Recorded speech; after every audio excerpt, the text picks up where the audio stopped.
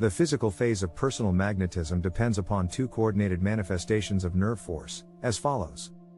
The generation within the nervous system of a plenteous supply of nerve force, and the conscious projection, by the will, of that supply of nerve force into the personal atmosphere, and even to a greater distance under special conditions. By nerve force, as used in the above paragraph, I mean that strange, mysterious form of energy, which controls all physical movements, and yet, at the same time, appears to be something higher than physical itself. It is akin to electricity or magnetism, in its real nature, and, like these forces, is impossible to define. Nerve force is something far different from the matter of which the nervous system is composed. The nervous system, from spinal cord to the most delicate nerve filament, is at the best but a system of wires, relays, etc., over which the nerve force travels, or else complicated reservoirs in which the nerve force is stored. The ordinary nerves serve as wires and cables over which the nerve force travels to move the parts of the body, which we will to move, or which our subconscious mentality desires to move.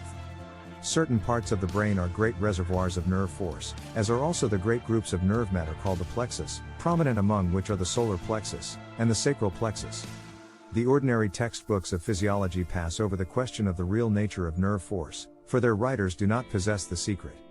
They dispose of the question by saying, as in the case of electricity, while we fully recognize its existence and its power, nevertheless we do not know its real nature. And, so, the student must go back to some of the old occult writers of the past ages, and their followers in the present age, in order to get the secret. All occultists, ancient and modern, have recognized the existence of a mighty subtle force of nature, one of nature's finer forces, which is most potent at its effects and activities, but which, nevertheless, defied all power of analysis or definition. The reason that science has never been able to classify nerve force is because, like electricity, it is in a class by itself, and is different from any other form of force, so different that it cannot be classified with other forces.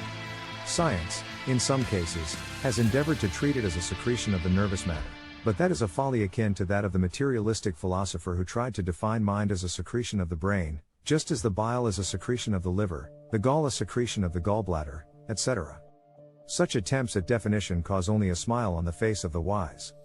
The occultists, on the contrary, while not attempting to define nerve force, recognizing it to be in a class of its own, nevertheless have discovered the source of its origin, and have given us valuable information as to its use. They have given it many names, as for instance, vital force, vital energy, life force, vital fluid, vital magnetism, etc., and in the case of the Orientals, the terms prana, or akashic energy have been applied to it. But under all of these different names, the occultists have always meant the one and same thing, i.e., nerve force. The name I use in describing it, nerve force, is employed simply because it is found specialized in the nervous system, and not because of any idea that it originates there. Indeed, as you shall see in a moment, it has a far higher and more elementary source of origin. The old materialistic school of physiology has attempted to show that nerve force, like the bodily material, is derived from the food we eat, and is created by chemical combustion of the latter. This, however, is only partly true. While it is true that there is a certain amount of nerve force in fresh food, having been gathered there during the life of the plant or animal of which the food formed a part, and while it is true that a certain amount of this nerve force is taken up by the system of the person eating the food, particularly if the food be fresh, nevertheless, the amount of nerve force so absorbed is comparatively small, and is far too little to supply what is needed by the individual to run his physical organism. And, even the small part so obtained is not derived from the chemical combustion of the food. Food chemical combustion results in giving bodily heat, but never in creating nerve force. The true source of nerve force is the same as the source of electricity, namely the universal ether that fills space.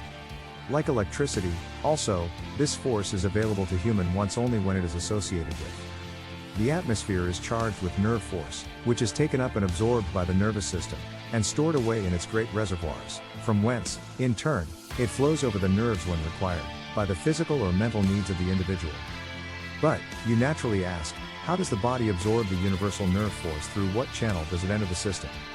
The answer is plain, viz. In plant, animal, and human life, the nerve force is breathed into the system.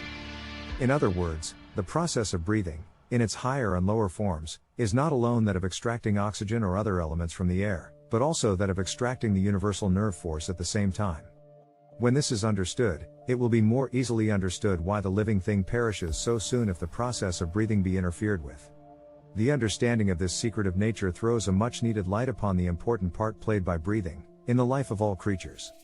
Before proceeding to a further consideration of the process of the absorption of nerve force from the atmosphere, especially in the case of the student of personal magnetism, I ask you to consider another important question in relation to the physical phase of personal magnetism, namely, that of the projection of nerve force beyond the limits of the nervous system.